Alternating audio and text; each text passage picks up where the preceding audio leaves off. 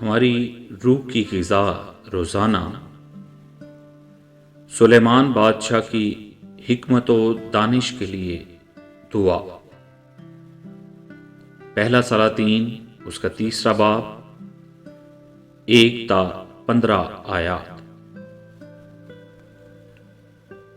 اور سلیمان نے مصر کے بادشاہ فرعون سے رشتہ داری کی اور فرعون کی بیٹی بیاہ لی، اور جب تک اپنا محل اور خداوند کا گھر اور یروشلم کے چوگرد دیوار نہ بنا چکا، اسے داؤد کے شہر میں لا کر رکھا۔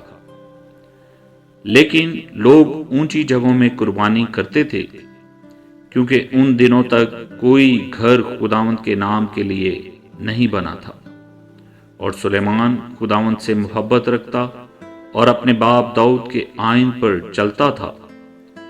اتنا ضرور ہے کہ وہ اونچی جگہوں میں قربانی کرتا اور بخور جلاتا تھا۔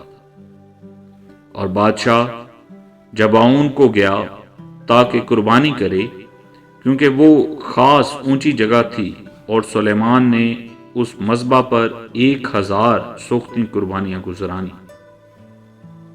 جبعون میں خداوند رات کے وقت سلیمان کو خواب میں دکھائی دیا، اور خدا نے کہا، مانگ، میں تجھے کیا دوں؟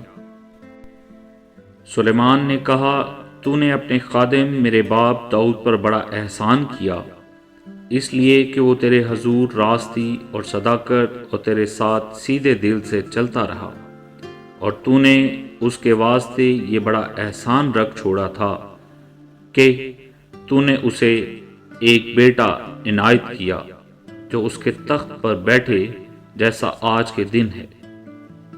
اور اب اے خداوند میرے خدا، تو نے اپنے خادم کو میرے باپ داؤد کی جگہ بادشاہ بنایا ہے، اور میں چھوٹا لڑکا ہی ہوں، اور مجھے باہر جانے اور بھیتر آنے کا شعور نہیں۔ اور تیرا خادم تیری قوم کے بیچ میں ہے جسے تو نے چن لیا ہے، وہ ایسی قوم ہے جو کثرت کے باعث نہ گنی جا سکتی ہے نہ شمار ہو سکتی ہے۔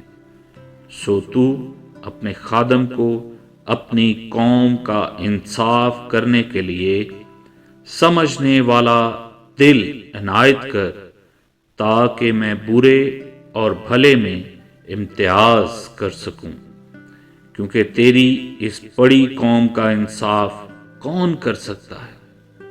اور یہ بات خداوند کو پسند آئی کہ سلیمان نے یہ چیز مانگی، اور خدا نے اس سے کہا، چونکہ تو نے یہ چیز مانگی اور اپنے لیے عمر کی درازی کی درخواست نہ کی، اور نہ اپنے لیے دولت کا سوال کیا، اور نہ اپنے دشمنوں کی جان مانگی، بلکہ انصاف پسندی کے لیے تو نے اپنے واسطے عقل مندی کی درخواست کی ہے، سو دیکھ، میں نے تیری درخواست کے مطابق کیا۔ میں نے ایک عاقل اور سمجھنے والا دل تجھ کو بخشا، ایسا کہ تیری مانند نہ کوئی تجھ سے پہلے ہوا اور نہ کوئی تیرے بعد تجھ سا برپا ہوگا۔ اور میں نے تجھ کو کچھ اور بھی دیا جو تو نے نہیں مانگا، یعنی دولت اور عزت، ایسا کہ بادشاہوں میں تیری عمر بھر کوئی تیری مانند نہ ہوگا۔ اور اگر تو میری راہوں پر چلے اور میرے آئین اور احکام کو مانے جیسا تیرا باپ داؤد چلتا رہا، تو میں تیری عمر دراز کروں گا۔ پھر سلیمان جاگ گیا اور دیکھا کہ خواب تھا، اور وہ یروشلم میں آیا اور خداوند کے عہد کے صندوق کے آگے کھڑا ہوا، اور سوختیں قربانیاں گزرانی اور سلامتی کی قربانیاں چڑھائیں، اور اپنے سب ملازموں کی ضیافت کی۔ خداوند کے پاک کلام کے پڑھے اور سنے جانے پر اس کی کثرت کی برکت ہو، آمین۔